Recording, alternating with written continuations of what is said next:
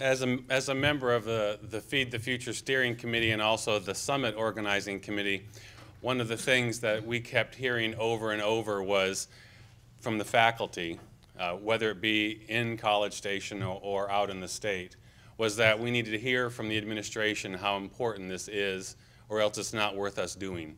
And so I think I have a good sense. I mean, I had a good sense coming in here, and I hope you have a good sense going out, how important this is to the leadership, how much they value it, and how much it needs to be emphasized more in what you do and what we do as an organization.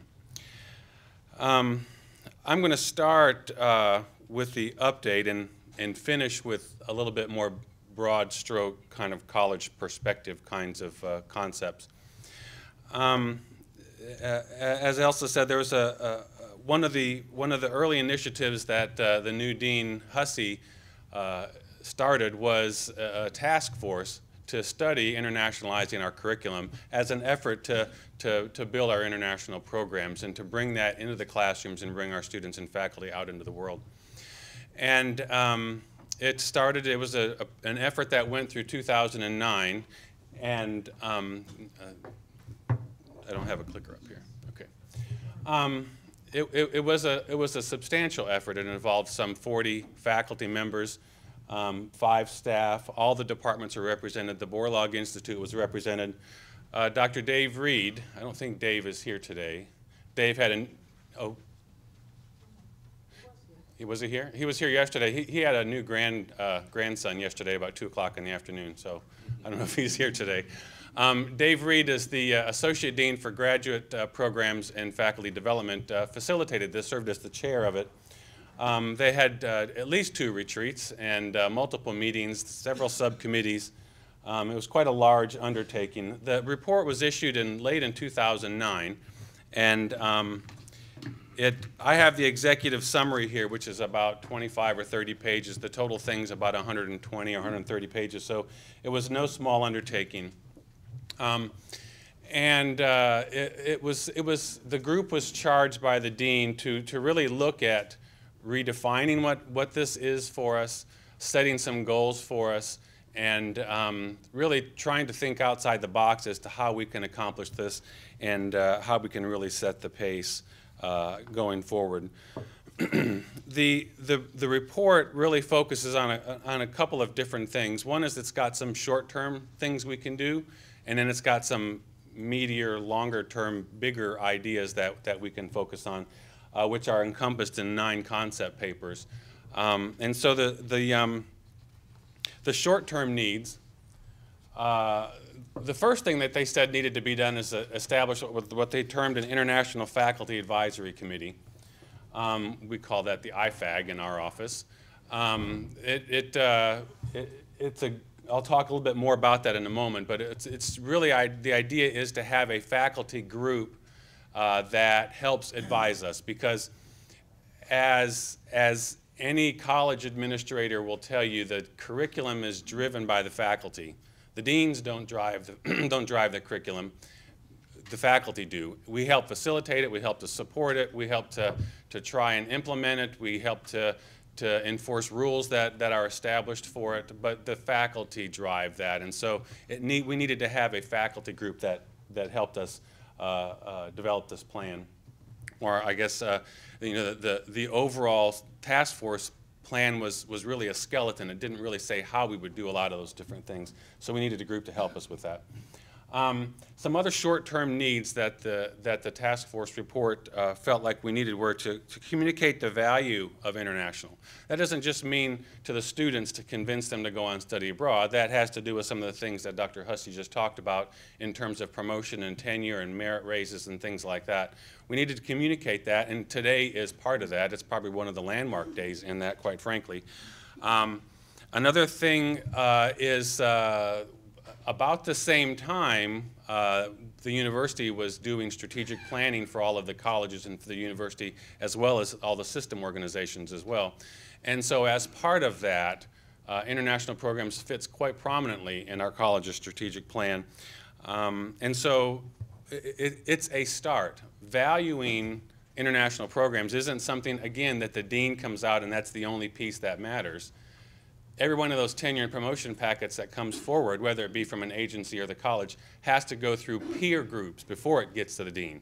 If those peer groups, if your peers, your colleagues don't value international programs, it doesn't really make a tremendous amount of difference if we do or not, because that packet is going to be severely disadvantaged when it gets here because again, this is a shared governance, it's a faculty-driven organization, okay? So we are beginning to express that in a much more visible way, in a tangible way, through strategic planning, through comments from the dean, through efforts like this here today. But the colleagues need to have a role in that as well. Some other short-term needs were to raise the awareness and visibility. The IFAG was charged with setting the priorities, going through the several different things, and these were some of the things that they came up with, but raising awareness, web presence, which is something that we're still working on. But there's more of a web presence now. The committee has been working for quite some time now, actually probably a year, on website components that needs to be there. We recognize the need to have the study abroad office actually physically located in the dean's office for a wide variety of reasons: communication, coordination, visibility, a lot of things. And so with the coordination of Dr. Price and the Borlaug Institute, which is where our study abroad coordinator for AgriLife had been located, Catherine Clement and her student assistant staff has now been moved into the dean's office, as some of you probably are aware. But the idea is around this visibility and access and coordination. We've moved a lot of our study abroad promotional activities into new student conferences to get at those students more early in their programs. Again, it's to raise the visibility and awareness at a more opportune time for those students' careers.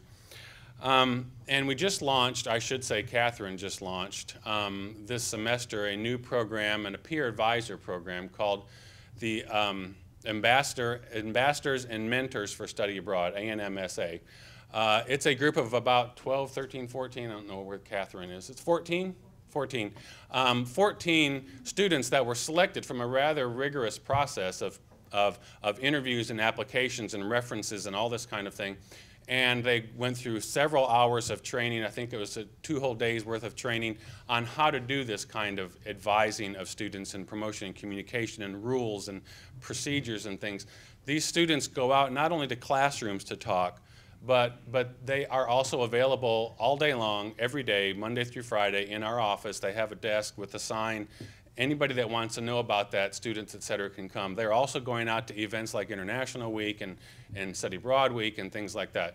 As a point of reference, the university has just a couple of these for the whole university. We've got 14. It's an effort to really provide access to this kind of information for students. And then providing incentives to students and faculty was another thing. And I'll talk a little bit more about that at the end, but that we have greatly ramped up the amount of funds that we put toward that. The scholarships for study abroad went from $20,000 to about $50,000 a year. That's not nearly enough, and we'll see that there's more going into that now. And then faculty development. We established a faculty development grant program that several faculty have taken advantage of. It's about $30,000 a year, and half of that goes toward, is specifically earmarked to help faculty go abroad, establish international relations, do scouting trips for study abroad, et cetera, et cetera. So these were some of the short-term needs that came out of the task force report. And one of the first things that we did was to form this International Faculty Advisory Committee. It's got 9 faculty, 8 departments are represented, and the Borlaug Institute is represented on there. It was formed in March of 2010. I asked Ann Kennemer, who at the time was the AOC Dean, the Associate Dean for Academic Operations, to be the facilitator. They got together and prioritized needs, as I said a moment ago, and really got to work on some of those short-term needs the task force said that we needed to do. And I've really talked about some of those already. So the concept papers, which was really the bulk of the report, but it really looked at 9 different aspects of curriculum that could be internationalized. And you can read them all. They're everywhere from, it's generally the less complex to the more complex on that list. I'll go through some of those that we've made some pretty good progress on, and have some comments about the others in a moment. Certificates. Shortly after we started this process, the Bush School came to us and said, we've got this idea for an international development certificate we would like to talk to you about. If you're interested in partnering, we can talk about that, but we would like to go forward with this and are looking for your blessing on this, as is the normal process between colleges on campus.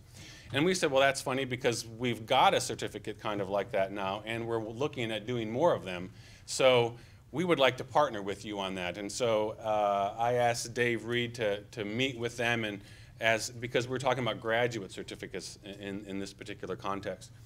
And we also formed an ad hoc committee within our organization, which again had some from the task force and some from the IFAG committee, to get together to look at certificates. We had this concept paper as a baseline to go from, but let's look at now this emerging effort by other colleges and how this all fits together. Their findings were that there's no need for a new certificate. We had this existing one that just really needed to be updated in terms of taking into consideration the findings of the task force concept paper. I mean, that was a newer vision for what this is. There are new courses that needed to be added into the portfolio. The certificate that we had needs to be broadened, maybe needs to be renamed, but logistically, it's going to be easier to change that existing and update that existing certificate rather than to start all over and try and do a new one that really in some ways duplicates what we've already got. So they also suggested that departments are allowed to have their own certificates if they'd like to have them in a more specialized way, but really strongly felt like there needed to be an international experience as part of them, not just taking a couple of extra courses. And then the group also felt like there was some interest in undergraduate certificates in international agriculture or international development. But the focus really was on the need much more for the graduate certificates. I-courses, well, I'll back up for a second. Where the Bush certificate partnership stands right now, I don't know if Gary Williams is in here or not, but he was working with Chuck Herman and Dave Reed on this.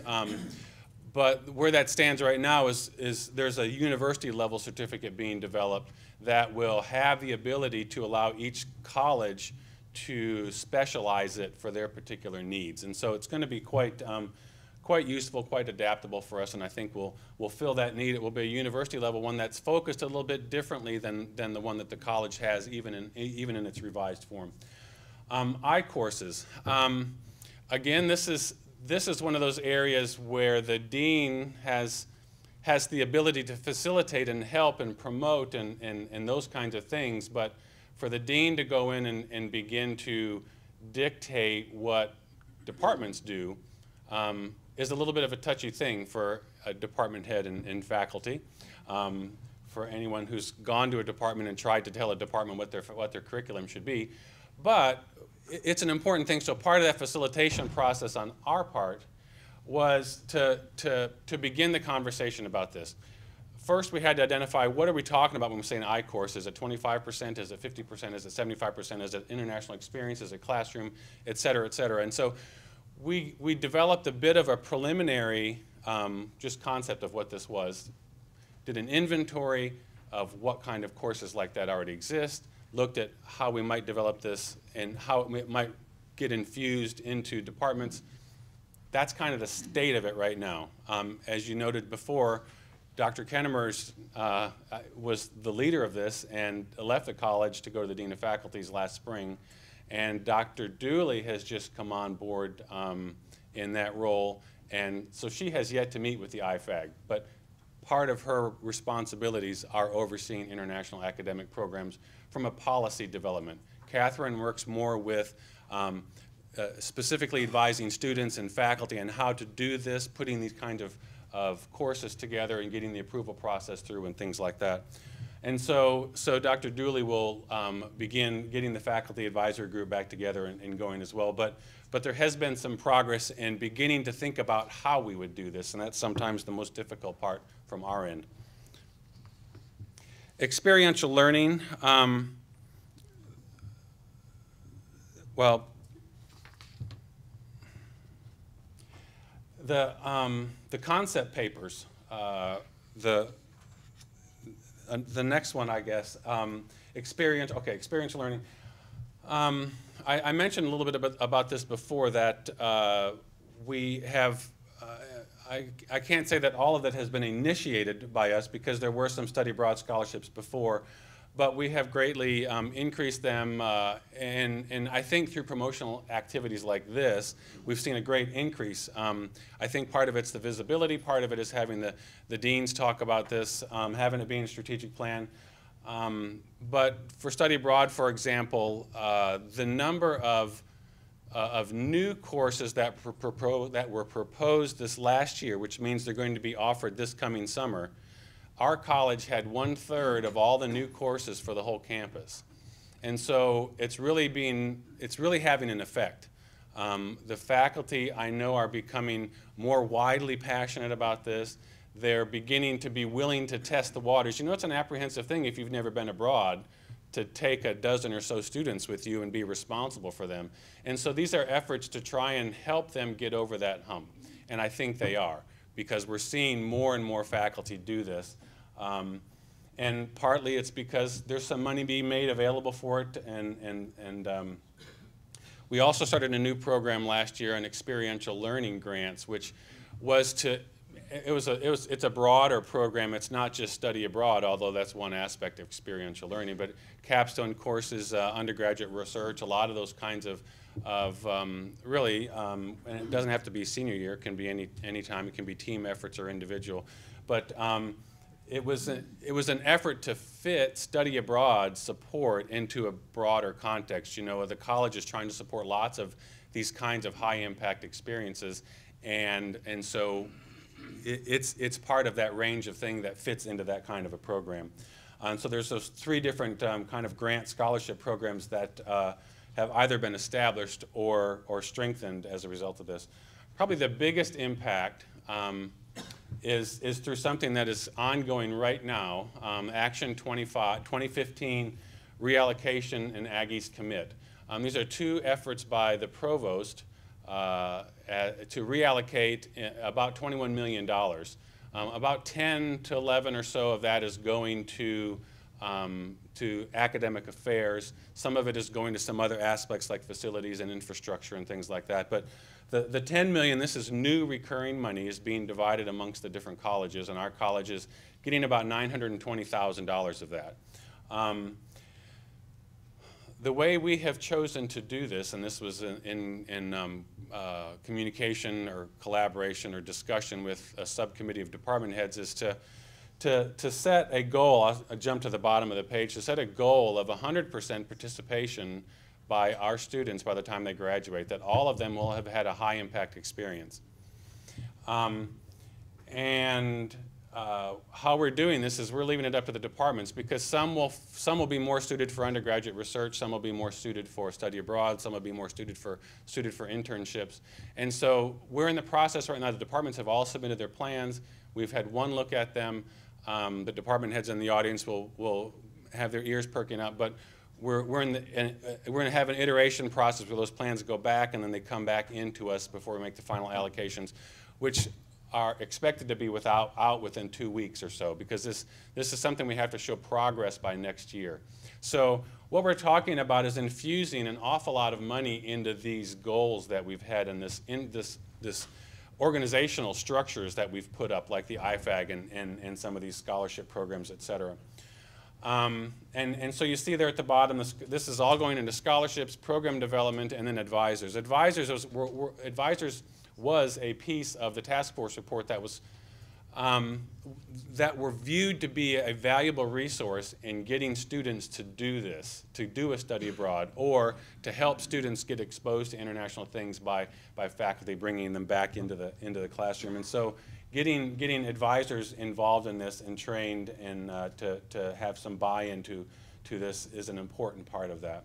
So experiential learning, it's a wide range of things. It's not limited just to study abroad and international, but I wanted to show you that it's part of the overall portfolio of things that we're doing.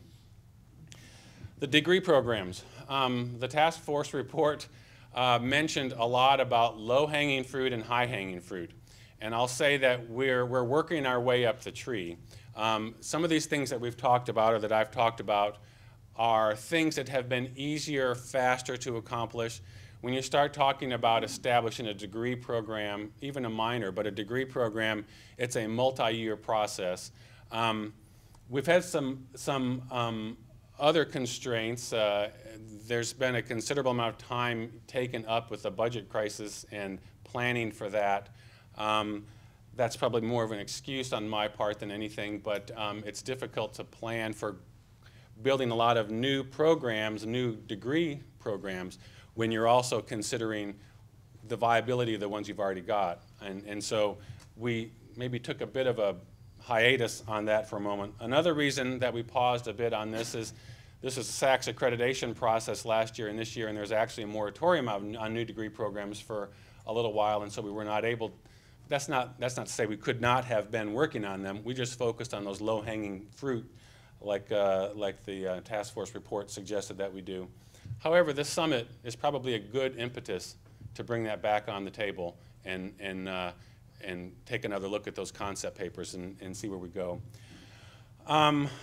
These are just some this is where the college perspective a little bit comes in, and I digress, I guess, a little bit from the task force report as I talk about this. But these are just some other things that are going on in the college. Some of them I've talked about already, and some of them are new. But I mentioned bringing a study abroad office into the dean's office.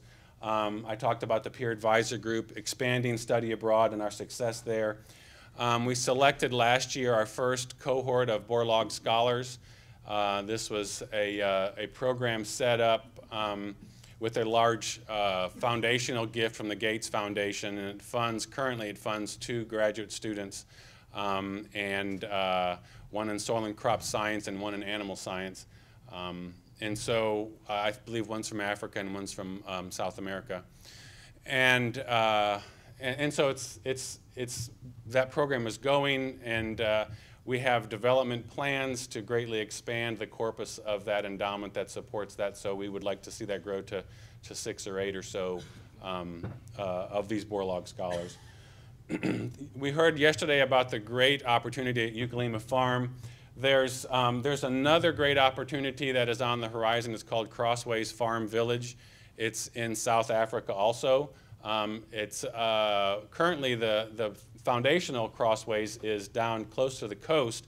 It's a residential community, upscale housing development built around agriculture as opposed to building around a golf course to be environmentally friendly, etc. However, it's adjacent to an impoverished community, a township, and which is a model for how community development or community planning exists there. There's usually a city, and then there's usually this impoverished township next to it. There's a large agricultural vestiges of a large agricultural industry in the region as well. And this developer, Chris Mulder, who won the International Alumni Award from the university last spring, has asked us, and the Borlaug Institute and AgriLife Research have agreed to establish a partnership where we can help provide the expertise and help them develop this concept to use this not only as a land development concept, but also as a community outreach, community development into the townships, but also to revitalize the agricultural industry in the region.